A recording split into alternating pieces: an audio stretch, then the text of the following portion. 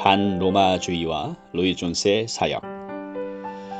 로마 가톨릭에 대한 로이드 존스의 사상적 구조는 개혁주의 개신교와 복음주의의 지성적 기초 위에 교리적, 교회론적, 종말론적, 교회적 내지 역사적 논증들이 광범위하게 서로 맞물려 있는 형태입니다.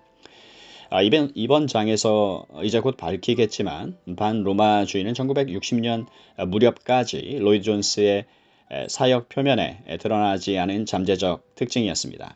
그러다가 1960년에 접어들면서 반로마적 논쟁은 더욱 두드러지게 되었고 1966년부터는 가톨릭주의에 대한 로이드 존스의 관점이 자신의 분리주의 정책 형성과 복음주의 운동의 양극화 현상에 중대한 영향을 끼치게 됩니다.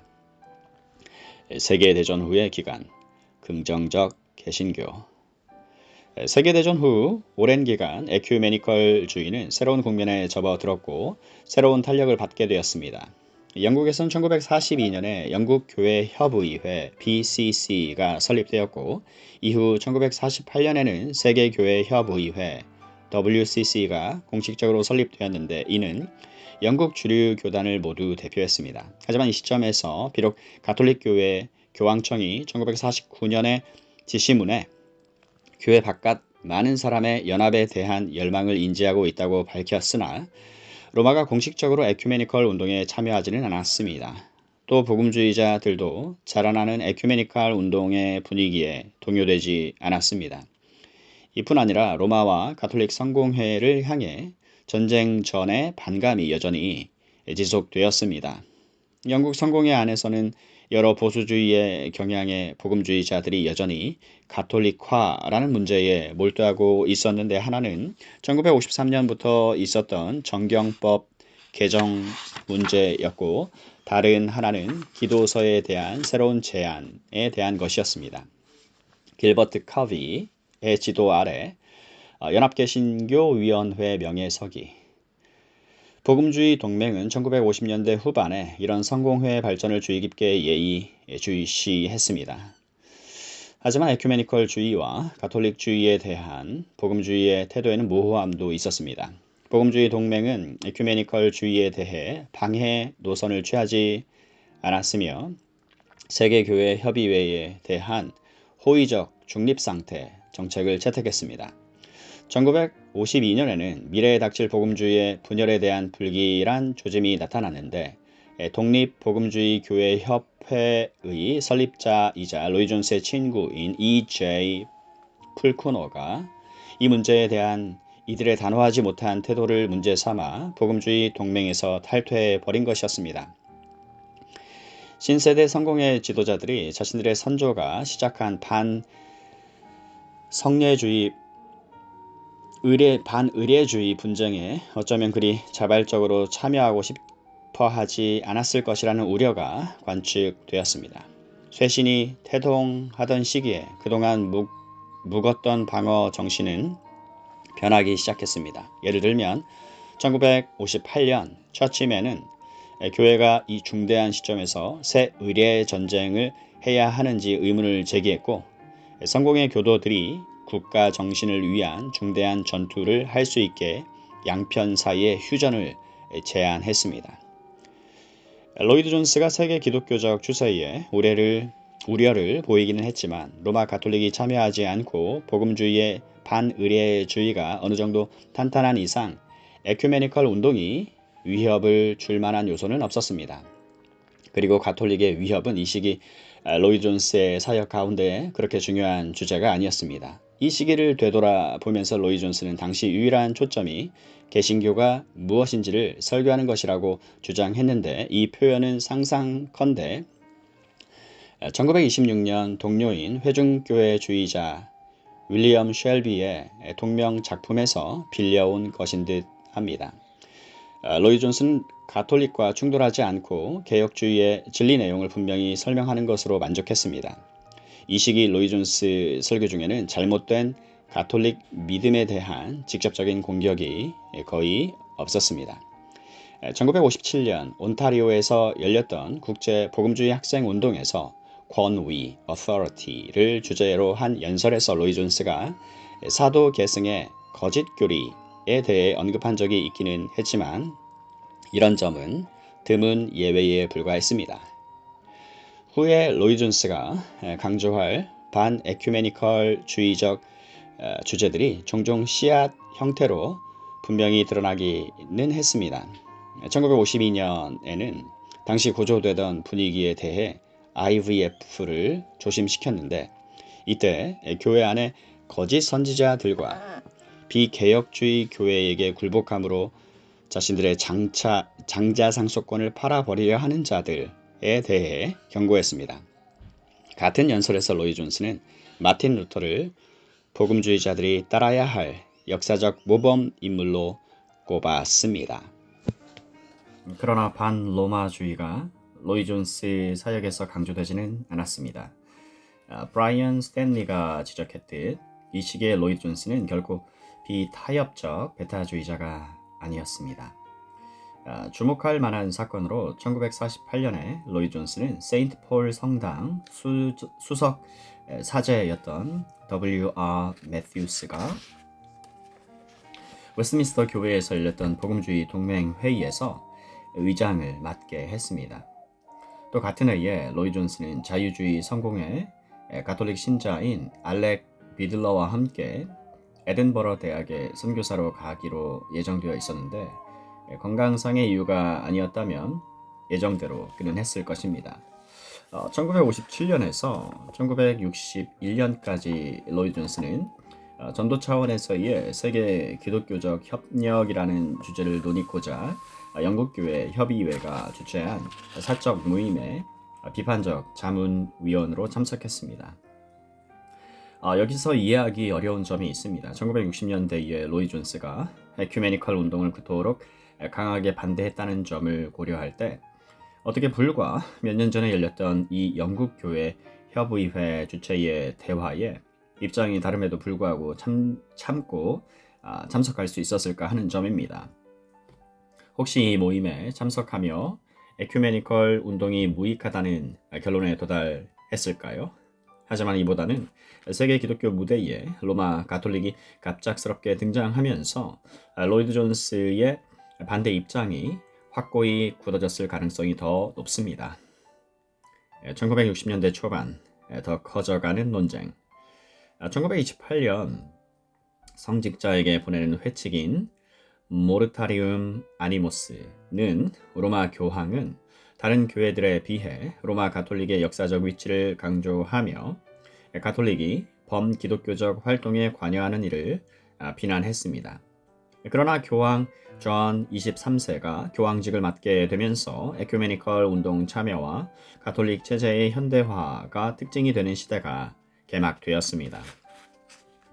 1961년 4명의 바티칸 참관자가 뉴델리에서 열린 세계교회 협의회 세 번째 모임에 참석했는데 러시아와 불가리아 그리고 루마니아 정교회도 이 회의에 참석했습니다. 제2차 바티칸 협의회는 세계 기독교적으로 중요한 성격의 모임이었으며 기독교 연합의 증진을 위해 새로 임명된 사무국 임원들은 이 모임 준비를 위해 다른 교회와 세계 협의회에서 참관자들을 초청하는 일에 착수했습니다.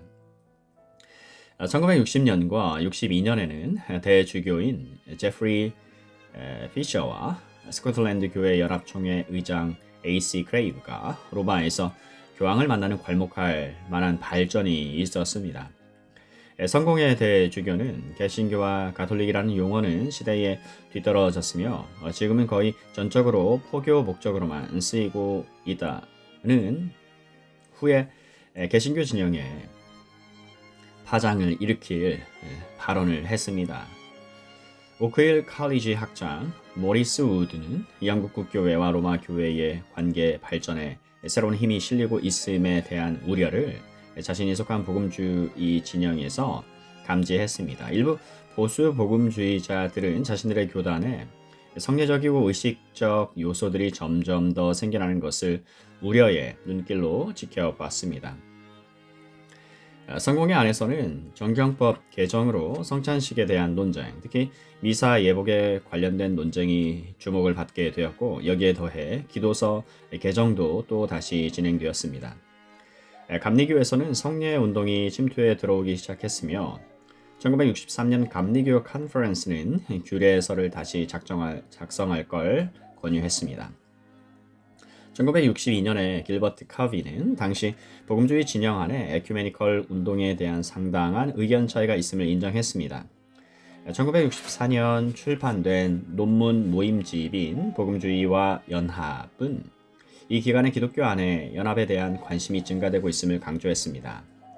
같은 해 영국 교회 협의회 컨퍼런스에 참석했던 떠오르던 젊은 학자 존 웨함은 교구주교 복음주의 연합의 지도자들에게 성공의 복음주의자들은 연합의 끈을 더 단단히 하고 평소 적이라고 간주했던 사람들을 다시 생각해 다른 입장에 있는 모든 이들에게 따뜻한 교제의 손을 뻗어야 함을 알려주었습니다.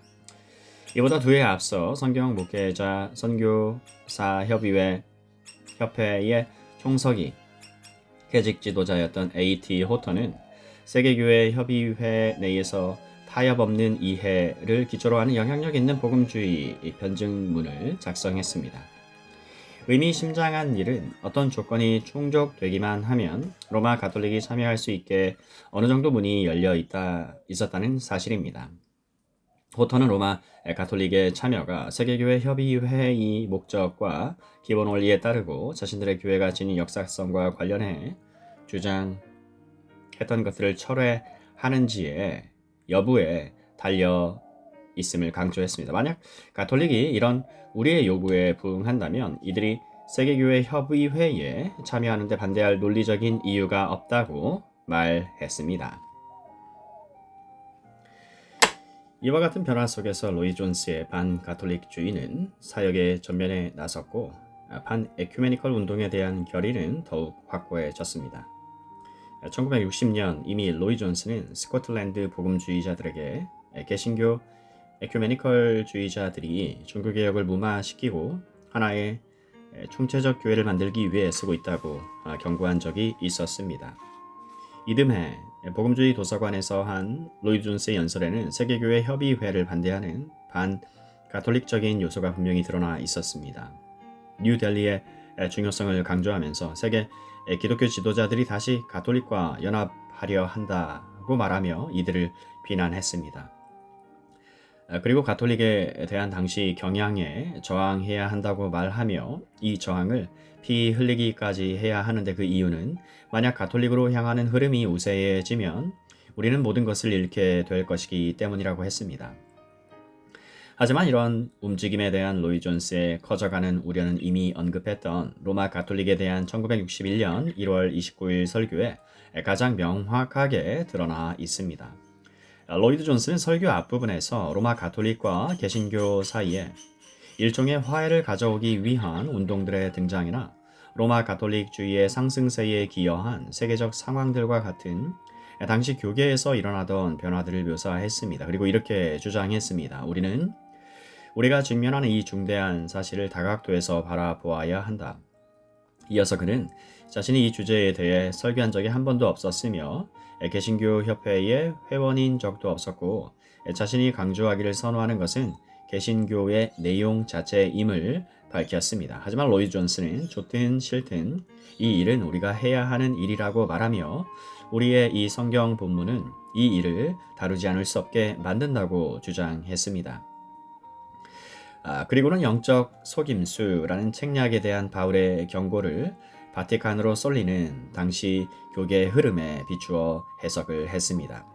이 시기 웨일즈의 종교적 상황에 대한 로이 존스의 평가는 포괄적 영국 국교회주의 대신 로마 가톨릭이 웨일즈에서 복음주의의 가장 큰 경쟁자가 되어가고 있다는 것이었습니다. 1963년에 쓴 글에서는 이렇게 말합니다. 장차 웨일즈에서 일어날 큰 싸움은 로마 가톨릭과 그들에게 의해 경멸당하는 복음주의자들 간의 싸움이 될 것이라고 나는 감히 예언하는 바다. 이 두 단체만이 자신들이 서 있는 위치가 어디인지 그리고 자신들이 믿는 것이 무엇인지를 알기 때문이다. 세 가지 중요한 주제가 이 시기 에큐메니컬주의에 대한 로이 존스의 공시 발표문에 구체화되었습니다. 첫째, 새로운 가톨릭주의에 점점 더 수용적 자세를 취하는 것에 대해 로마의 불변성을 강조했습니다. 로마의 불변성. 1964년에 열린 캠벨 모겐 강좌 시리즈 마지막 대담에서 로이드 존슨은 개신교와 가톨릭 사이의 근본적인 차이가 사라지고 있다는 견해를 자세히 분석했고, 이때 방송 매체에 자주 등장하는 교황 요한 23세 인기에 대해서도 언급을 했습니다. 로마와 이제 더 이상 수행할 전쟁이 없다는 암시는 복음주의자들이 직면한 무엇보다 가장 미묘하고 위험한 일이었습니다. 가톨릭은 외적인 행동으로 속이겠지만 개신교와 가톨릭 신학 사이의 근본적인 갈등은 그대로 남아 있었습니다. 가톨릭의 진정한 변화는 일어나지 않았습니다. 둘째 주제는 1960년 10월부터 61년 7월까지 했던 그리스도인의 영적 전투에 대한 로이드 존스 설교 시리즈에 공통으로 등장합니다. 이 주제는 곧 사단의 계략과 교회가 권세와 능력의 교활함에 희생될 위험, 그리고 적그리스도의 영과 유혹하는 영입니다. 이단들 1961년 1월 설교에서 로이드 존슨은 복음이 아닌 것에 대한 설교를 피하고 대신 기독교가 무엇인지 명확히 선포하는 설교를 해야 한다는 당위성에 대해 말했습니다. 하지만 이단은 의심할 여지 없이 사단과 사단의 세력들에 의해 생겨나고 만들어진 것이며 영적 전투라는 비유가 이 상황에 아주 적절하다고 주장했습니다. 이후 설교인 그리스도인 군사 교리 적용 1962년 3월에서 교회를 속이는 사단의 기만에 대해 이야기하며 개신교회가 로마가 상징하는 모든 것을 향해 맹렬히 달려가고 있어도 진정한 그리스도인은 어떤 대가를 치르더라도 일어서서 이에 맞서 싸워야 한다고 주장했습니다. 배교가 사단의 계략 중 하나라면 또 다른 계략은 분열이었습니다.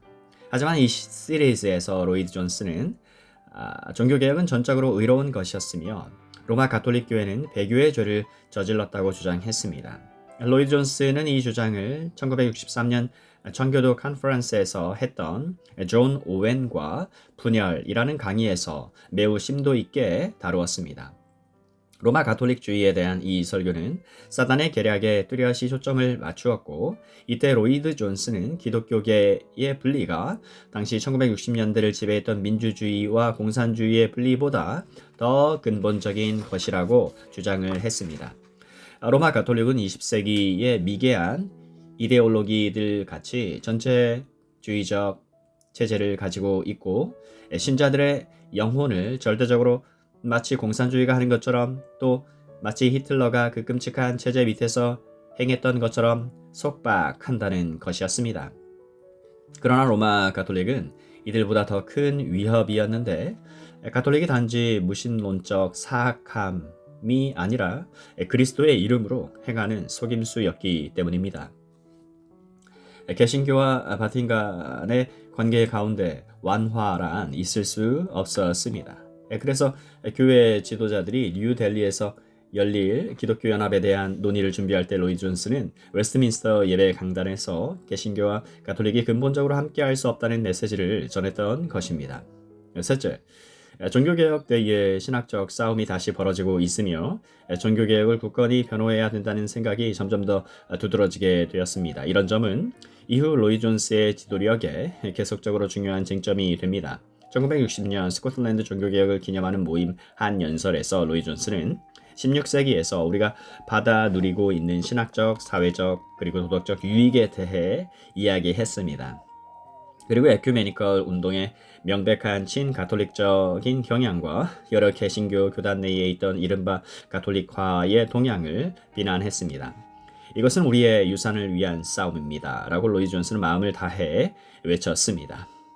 로마 가톨릭주의는 어떤 개신교 강단에서 외쳐도 어울릴 만한 호소로 마무리가 되어 있었습니다.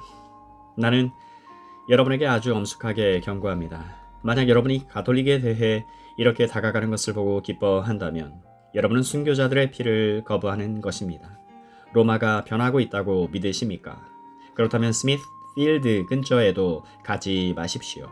스미스필드에서 화형을 당한 존 브래드퍼드와 나머지 사람들은 로마 가톨릭을 비난했다는 이유로 그렇게 죽임 당한 것입니다. 로이 존스는 고조된 개신교적 자의식을 키워가고 있었습니다. 그리고 종교개혁 역사에 대한 날카로운 인식뿐 아니라 자신의 시대가 직면하고 있는 도전이 종교개혁자들의 시대와 유산에서 분리될 수 없이 한데 묶여 있다는 인식도 가졌던 것입니다. 1960년대 초에 이르러서 로이 존스는 개신교가 무엇인지만을 강조한다는 본래의 입장을 넘어섰습니다. 논쟁 속에서 사용했던 전쟁이나 전투에 대한 언어, 영적 속임수에 대한 언급이 이를 말해줍니다. 같은 시기에 복음주의자들은 가톨릭주의를 두고 양극화될 조짐을 보였습니다. 1961년 영국 상원은 기독교 연합에 대해 6시간에 걸친 토론을 벌였는데 여기서 노동침례교 의원인 비스카운트 알렉산더 힐스보로우가 캔터베리와 로마 가톨릭의 교리적 차이에 대한 날카로운 연설을 했습니다. 이 연설에 대한 반응은 영국 언론에 널리 보도되었고 복음주의 동맹은 회원들에게 이 문제에 대한 일반 편지를 보내기까지 했습니다. 그러나 길버트 커비는 아주 확실히 영국은 아직까지 근본적으로 강한 개신교 국가다라고 원래 하던 주장을 했던 반면 힐스보로우가 받았던 편지들이 보여주었던 것은 주로 분리주의적 복음주의자들과 분리주의적 개신교 협회의 회원들이 반로마주의에 몰두하고 있다는 사실이었습니다. 힐스보로우의 개신교 변호에 감사를 표하는 상당한 양의 편지들이 로이드 존스를 존경하는 것으로 추정되는 사람들이 보낸 편지들이었습니다. 이 시기에는 에큐메니컬 운동에 참여하지 않는 복음주의자들이 로마 가톨릭과의 제휴에 대해 경고하는 일이 더 흔히 발생했습니다.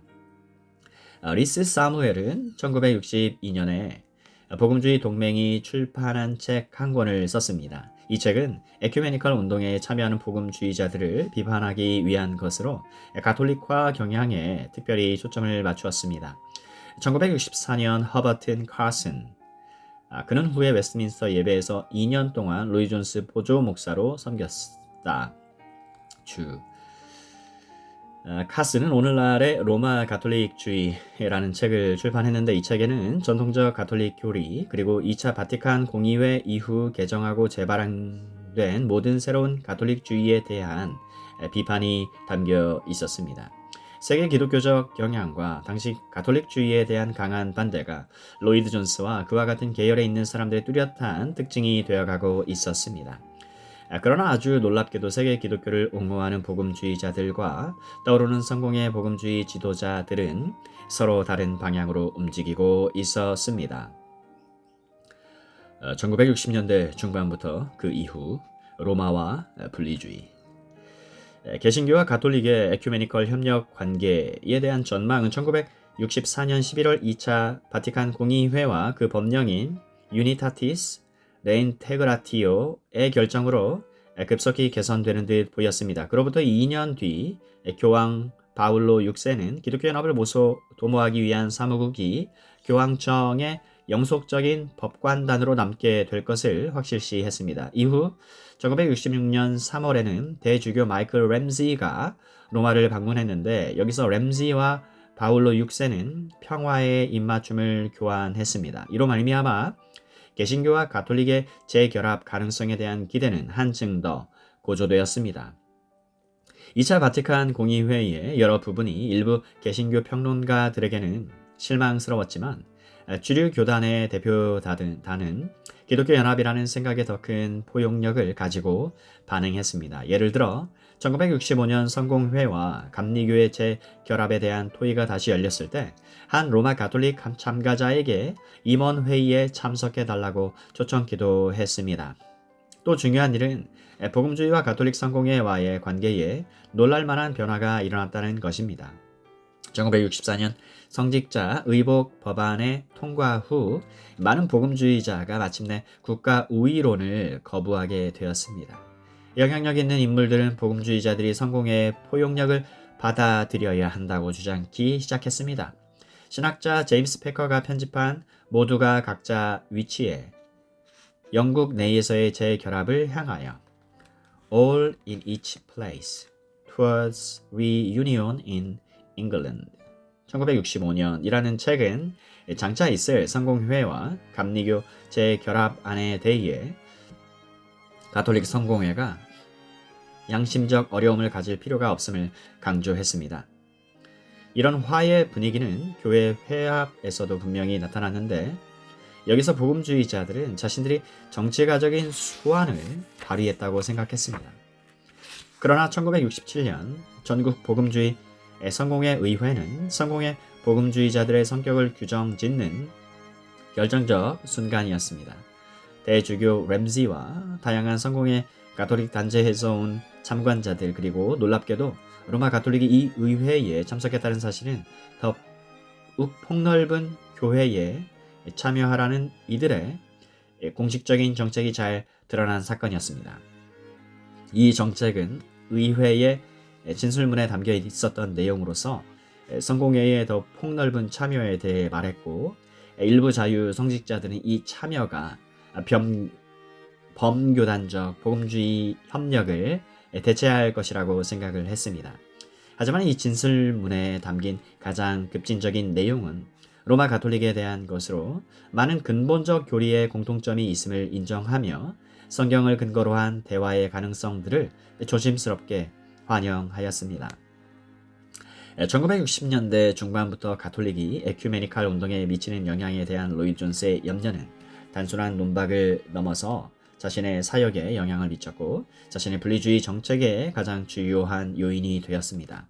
이 분리주의 정책은 1966년 웨스트민스터 교회가 영국과 웨일스 내에 세우기로 제안된 회중교회에 참여하지 않기로 한 결정에 잘 나타나 있습니다. 또 2차 전국 복음주의 회의에서 한 연설에서도 그리고 1967년 영국 복음주의 협의회에 대한 공적 후원에서도 나타나 있습니다.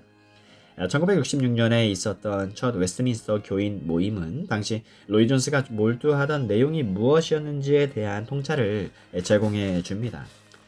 당시 제안되었던 새 회중교회가 절박한 쟁점이었고 괄호 열고 닫고 상당히 에큐메니컬 성격으로 구성된 새 회중교회. 로이드 존스 또한 반복음주의적인 에큐메니컬 운동과 세계교회 협의회와 로마교회 사이에서 생겨난 우호 관계를 언급했습니다.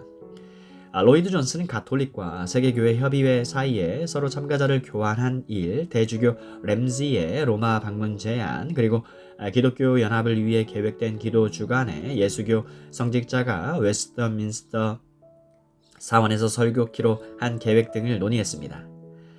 로이드 존스 또한 영국 내에 개신교 교단 사이에 일어나고 있던 다양한 에큐메니컬 움직임들에 대해 언급했습니다. 그리고 이들의 궁극적인 목적은 이 나라 안에 단 하나의 통합적인 교회를 가지는 것입니다. 그런데 여기에는 명백히 로마 가톨릭 교회, 즉 기본적으로 개혁되지 않았고 아마도 일부 외적 요소들만 바뀌었을 로마 가톨릭 교회까지 포함되어 있다고 결론 지었습니다. 로이 존스의 1961년 설교인 로마 가톨릭주의가 이미 웨스트민스터 기록에 나와 있었다. 괄호 단독 책자로 출판된 것도 바로 이와 같은 해였습니다.